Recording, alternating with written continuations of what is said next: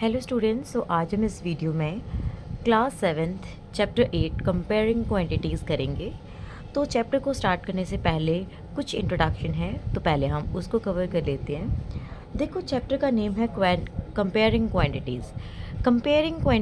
Comparing means आपने दो values को, दो किसी चीज़ों को कंपेयर करना, राइट। सो इस इंट्रोडक्शन में सबसे पहले है हमारे पास, हमने कुछ सम करने हैं, रेशियो के सम। रेशियो का साइन जो होता है वो होता है ये दो dot. The ratio of two quantities of the same kind in the same unit. देखो, रेशियो जो है वो दो क्वांटिटीज़ होती हैं, any two quantities of the same kind of the same unit, same ही काइंड और सेम ही यूनिट के नंबर होते हैं इसमें। The ratio of A and B in the fraction.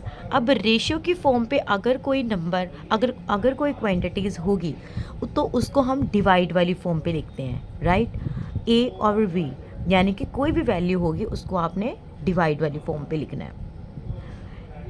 Then उसके बाद है a fraction with in denominator 100 is called percent. इस चीज़ का आपको ध्यान रखना है कि अगर आपके पास कोई भी फ्रैक्शन आपको दिया हुआ है और जिसका डिनोमिनेटर होता है नीचे वाली वैल्यू, न्यूमरेटर होता है ऊपर वाली वैल्यू, तो जहाँ पे आपके पास डिनोमिनेटर पे 100 दिया हुआ है, ऊपर चाहे न्यूमरेटर कोई भी हो, नीचे अगर डिनोमिनेटर में आपको 100 दिया है, दैट मीन आपने उसको परसेंट बोलना है, परसेंटेज बोलना है, right. Symbol use for percent, क्योंकि मैंने आपको यहाँ पे बोला कि जिसका डिनोमिनेटर 100 होगा उसको परसेंट बोलना है, तो परसेंटेज का साइन जो है वो ये होता है, राइट। ये आप बहुत छोटी क्लासेस से करते आ रहे हो, तो परसेंटेज का साइन आपने ये वाला साथ में यूज़ करना है, क्योंकि अगर आपको, हमने एक्सरसाइज में आगे सम करने हैं जिसमें आपको परसेंटेज निकालनी है, लेकिन आप परसेंटेज निकाल के आप ये साइन नहीं लगाओगे तो वो आंसर जो है वो वैलिड नहीं होगा, right. Percent can be converted into fractional form, और जो परसेंट जो होती है, परसेंट वैल्यू जो होती है, इसको आप फ्रैक्शनल फॉर्म पे लिख सकते हो, यानी कि डिवाइड वाली फॉर्म पे लिख सकते हो।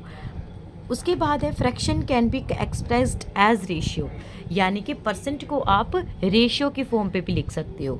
If the total is not 100, अगर टोटल जो है वो 100 नहीं आता है, अगर उसका डिनोमिनेटर 100 नहीं आता है, then we have to convert into an equivalent fraction. अगर सपोज करो मैंने आपको बोला कि नीचे 100 आपको, क्योंकि परसेंटेज जब आपने निकालनी है या परसेंट वाला जो फ्रैक्शन होता है उसका डिनोमिनेटर ऑलवेज 100 होता है, बट अगर नीचे 100 नहीं आ रहा है तब आपको क्या करना है, जो भी आपके पास जो फ्रैक्शन होगा उसको पहले आपने इक्विवेलेंट फ्रैक्शन में चेंज करना है, then we have to find the percentage. और परसेंटेज को फाइंड करने का फॉर्मूला जो होता है, obtained divide total multiply 100। That mean आपको जिस नंबर की परसेंटेज निकालने के लिए बोला है आपको वो नंबर ऊपर लिखना है और नीचे टोटल वैल्यू आएगी कि टोटल वैल्यू है कितनी, टोटल देन मल्टीप्लाई 100, राइट। अब आपको एक्सरसाइज 8.1 में सम दिए हुए हैं, फाइंड द रेशियो। आपको यहाँ पे वैल्यूज़, क्वांटिटीज़ दी हुई हैं, नंबर्स दिए हुए हैं, इसके आपको क्या निकालने हैं, रेशियोज़ फाइंड करने हैं। तो रेशियो कैसे फाइंड करने हैं, क्योंकि आपको क्या करना है, यहाँ पे ₹5 दिए हैं और ₹50 दिए हुए हैं, तो करना क्या है, पहले रुपीज़ को, क्योंकि सेम यूनिट और सेम काइंड होनी चाहिए ना, तभी आप उसको फ्रैक्शन में लिख सकते हो। जब सेम नंबर होंगे, सेम यूनिट होगा, तो सेम यूनिट यानी कि यहाँ पे तो रुपीज़ है और यहाँ पे पैसे है, तो सेम यूनिट तो नहीं हुआ। हमें दोनों को सेम करने के लिए करना क्या है, रुपीज़ है तो रुपीज़ को आपको पैसों में चेंज करना है। तो यहाँ पे हमारे पास ₹5 है, then we know that ₹1 is equal to 100 पैसे। ₹1 में 100 पैसे होते हैं, तो यानी कि हमें रुपए कितने दिए ऊपर क्वेश्चन में, ₹5 दिए हैं, तो 5 को आपने मल्टीप्लाई कर देना है 100 पैसे के साथ, तो दोनों को मल्टीप्लाई कर दिया, 500 आ गया, यानी कि इसको आपने ₹5 को चेंज किया पैसों में, उसका आंसर आ गया 500। अब आप इसके परसेंटेज निकाल सकते हो, क्योंकि ये सेम यूनिट आ गया, इसका जब आंसर निकालना वो भी पैसे में आ गया और ये तो ऑलरेडी पैसे में था ही। अब आप इसका रेशियो जो है बहुत इजीली फाइंड कर सकते हो, यानी कि ये वाला 500 आपने यहाँ पे लिखा और ये 50 जिसको आपने डिवाइड यहाँ पे कर देना, दोनों डिवाइड वाली फॉर्म पे लिख दिया, क्योंकि रेशियो फाइंड करना है ना, तो उसको आप, मैंने क्या बोला था कि रेशियो को आप डिवाइड वाली फॉर्म पे लिख सकते हो, डिवाइड वाली फॉर्म पे इसको लिख के देन सॉल्व करना है। तो यानी कि 500 ऊपर आ गया और ये 50 नीचे आ गया। ये जीरो के साथ ये जीरो कट गई, हमारे पास रह के क्या 50/5। अब ये 5 के टेबल पे कट गया, 5 1 ज़ा 5, 5 10 ज़ा 50। यानी कि हमारे पास ये जो बच गया है, इस नंबर को आपने रेशियो के फॉर्म पे लिख दिया, यानी कि 10:1 इसका आंसर आ गया।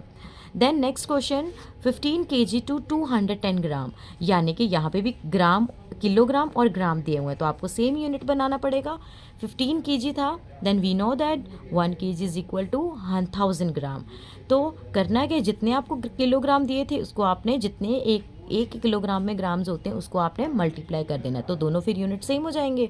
तो 15 को आपने मल्टीप्लाई कर दिया 1000 के साथ, दोनों को मल्टीप्लाई कर दिया 15,000 आ गया।